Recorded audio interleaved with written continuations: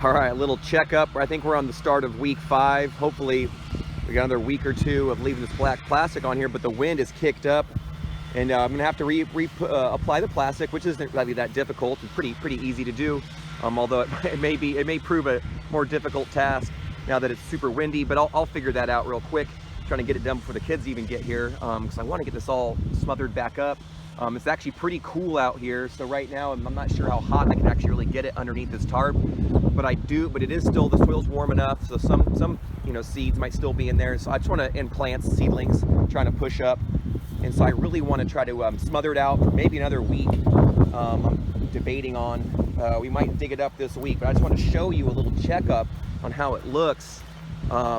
Pretty decent. You can see a lot of it has gone dormant. There's still some push from a little bit, but that looks pretty dead and actually comes out pretty easily. But you can see there's still some green in a few locations.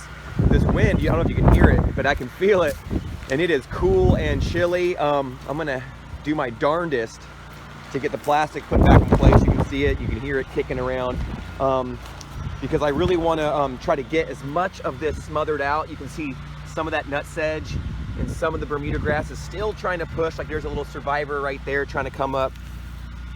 So let's see. Oh yeah, not too healthy on the root side, which is great.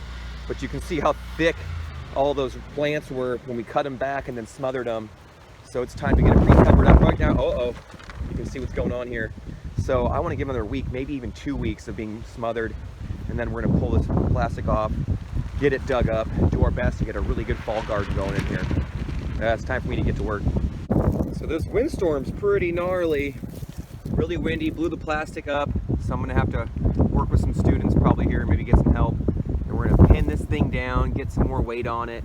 Because I do want to suppress these weeds for another week or so, but I might just have to actually get out here and start trimming. But you can see how thick these weeds were, and they were actually about 4 or 5 feet tall. And then we trimmed them down to nothing. So you can see now it's just kind of it's been cooked out. Let's see. So it comes up pretty easily now. But even with that, you can still see there's still some rhizomes from the Bermuda grass that are somewhat still active underneath this. Some of it's fried, but I've come across some that are still, bendable and green.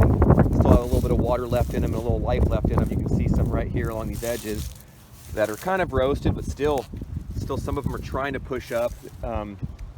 They were dying a minute ago, but or a while back. What we need to do is either get them trimmed up or get them covered up for the next week or so they can just run out of energy while it's still warm enough to encourage them to grow. Because it's actually getting pretty cool out here.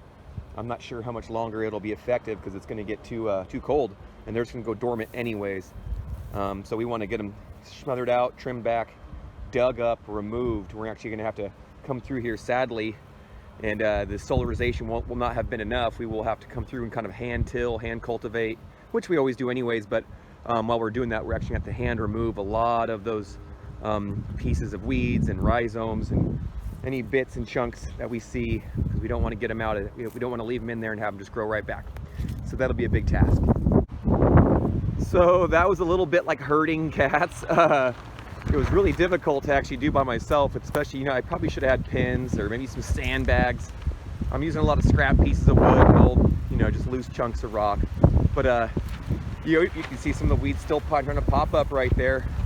I'm sure it'll flip around. I might have to come back with some landscape staples, but you can see the wind today is it's mixing up pretty good.